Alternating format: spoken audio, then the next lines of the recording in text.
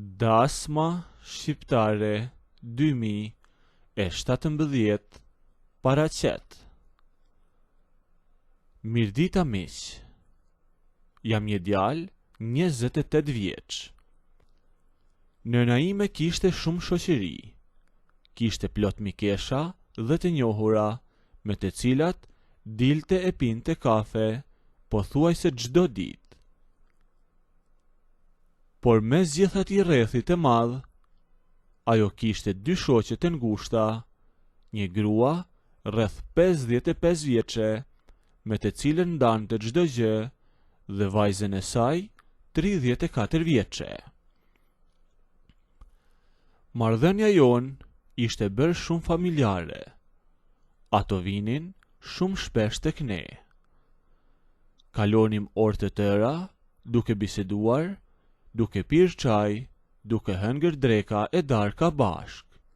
Aq sa ishim bërë si një shtëpi e vetme. Me kalimin e kohës, pa e kuptuar as unë dhe as ajo vajza, te dy nënave tona u kishte hyrë një ide në kokë. Ata kishin vendosur të na bënin bashk mua dhe atë vajzën 34 vjeçe. Në fillim e nisën si me shaka, kur ishim të katërt në dhomë. Nëna ime i thoshte asaj shoqes, e po këta të dy do të shkonin shumë bashk, a të bëjmë një krushqi. E shoqja i përgjigjej duke qeshur dhe e mbështeste idenë. Me vonë, kjo gjë kaloi nga shakaja në një insistim të vërtet. Ato gjenin arsye nga më të ndryshmet për të na lënë vetëm. Ngriheshin të dyja për të bërë kafe në kuzhinë. E rrinin atje, pothuajse gjysmore, vetëm që ne të dy të flisnim lirshëm. Gjithë ky organizim mua nuk më pengon të fare, madje më pëlqente. E ajo vajza ishte shumë e mirë, ishte e bukur, e zgjuar, ishte e pavarur dhe kishte një lloj qetësie që mua më tërhiqte jashtëmase. Fakti që ajo ishte disa vite më e madhe se unë, për mua nuk kishte asnjë lloj rëndësie, as që e mendoja fare si problem. Por për të, situata ishte pak më ndryshe. Asaj i pengonte shumë diferenca jo në moshë. E sa herë që nënat tona hidhin fjalë, ajo e kalonte me të qeshur, por e thoshte troç. Po çfarë lidhje kam unë me këtë? Ky është i vogël për mua. Unë e shoh si ta kem vëlla. Këto fjalë mua me preknin në sedër. E kisha inat kur më trajtonte si fëmijë, sepse unë kisha 28 vjet. Kështu që fillova ta merrja situatën në dorë vet, pa ndihmën e nënave. Fillova t'i shkruaja mesazhe gjatë ditës, ta pyesja se si ishte, të flisja me te për çdo gjë, e t'i tregoja për jetën time ato gjëra që ajo si dinte. Doja t'i tregoja që isha një burr i formuar, dhe jo ai djali që mbante mend ajo. Pothuajse çdo ditë i kërkoja të dilnim e të pinim një kafe bashk, vetëm ne të dy, pa nënat tona. E përgjigja e saj ishte gjithmonë e njëjtë. Me bënte një refuzim të sjellshëm dhe me një buzëqeshje. Nuk dal në takim me fëmijë, më shkruante ajo, ose thoshte, do na shohin njerëzit e do mendojnë se kam dal me vëllain e vogël. Por unë nuk dorëzohesha. Thoja, s'ka problem, ka për të ardhur dita edhe ty.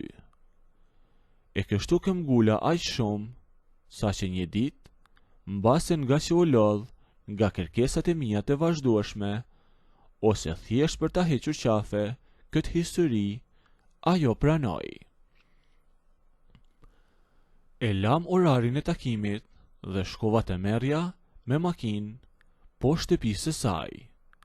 E kur zbriti, ishte veshur thjesht, por me rroba shumë të ngushta. Dhe, siç që thash, ajo ishte shumë e bukur, por kishte edhe një trup që ta hiqte mendjen. Ajo hapi derën, u ul në sediljen e parë dhe u nisem.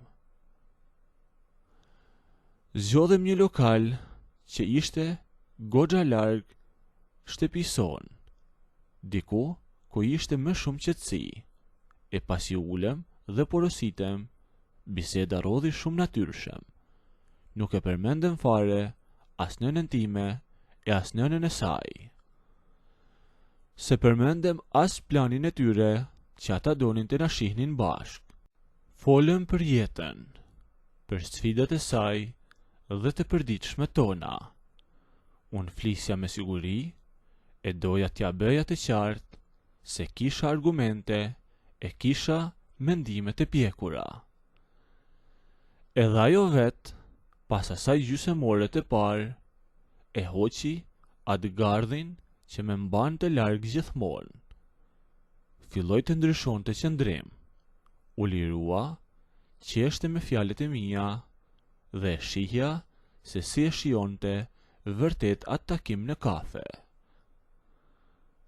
Edhe pse kishim shumë emocione të dy, edhe pse nuk e thoshim asnjëri. Takimi zgjati më shumë se që kishim menduar. E kur u bë vonë, unë ngritem për t'u kthyer, e rruga e kthimit në makinë ishte shumë ndryshe se sa kur kishim ardhur. Kësaj radhe kishte një heshtje tjetër. Jo nga ta heshtjet e sikletshme, por një qetësi dhe një kënaqësi të këndshme. Për të zgjatur sa më shumë atë rrugë, unë i jepja makines shumë ngadalë, ndërsa ajo shikonte nga dritarja. Mendoja me vete se si ta përmbyllja këtë mbrëmje, që ajo mos më harronte asnjëherë, e të mbetej një kujtim i mirë gjithë jetën e të më kërkon të çdo herë. Arritëm pranë shtëpisë së saj, dhe unë e parkova makinen mu poshtë oborrit. E fika, por asnjëri nga ne nuk lëvizi për të hapur derën. Siç ju thash, ishte errësirë, dhe lagja ishte mjaft e qetë dhe nuk kishte njerëz që esnin rreth rrotull. Ndërsa unë u ktheva nga ajo dhe e theva atë heshtje. A sheh tani që nuk jam aq i vogël sa mendoje, i thoja unë me qetësi. Ajo dëgjoi, duke qeshur, ma ktheu. E po mirë, mbase vërtet nuk i aq i vogël e aq i ri, por prap se prap, kaq vite diferencë janë mjaft. E shikoja dhe ju përgjigja po u menduar. E po tani, dua të dëshmoj që ato vite diferencë nuk janë asgjë, i thashon. Ishte inteligjente dhe e kuptonte menjëherë qëllimin tim se çfarë doja të bëja. Dhe u zbraps pak mbrapa, duke u mbështetur në sedilje e duke më shikuar. Jo, tha, mos e gjej rastin tani, por me thoshte me një zë të ulët, si për të vënë një kufi të fundit, por që në fakt donte edhe ajo. Por unë e kisha ndar mendjen. Nuk doja ta lija të shkonte me atë iden e diferencës në moshë. Me priti, thash, ndeza makinen dhe shkuam pak më larg lagjes së saj. E kur e fika makinen përsëri, saj radhe ju ofrova plotësisht. E kapa me duart e mia nga shpatullat e saj, e nuk i lash hapësirë për të folur më. u lëshova drejt saj dhe e putha. Në atë moment e parë ajo nuk reagoi, qëndronte e pa lëvizur, gjërsa unë e puthja. Por vetëm disa çaste më vonë, ajo e lëshoi atë kokforsinë e saj. Vendosi duart mbi mua dhe filloi të më puthte dhe ajo. Puthja ishte e gjatë dhe e ngrohtë. E ndërkohë që po putheshim, ajo u shkëpuste vetëm për një sekond, duke buzëqeshur, më thoshte: "Tani sapo më nxore punë, sepse do më duhet të mësoj edhe se si duhet puthur, sepse as të puthësh nuk qen ke I mirë", më thoshte ajo. "Mirë", I thash, "në rregull." Fillova ta puthja tek faqa, e pastaj poshtë fytit. Nëse doni të ndëgjoni historinë deri në fund, bëjini videon like, a nëse nuk doni, abonohuni ose bëjini subscribe.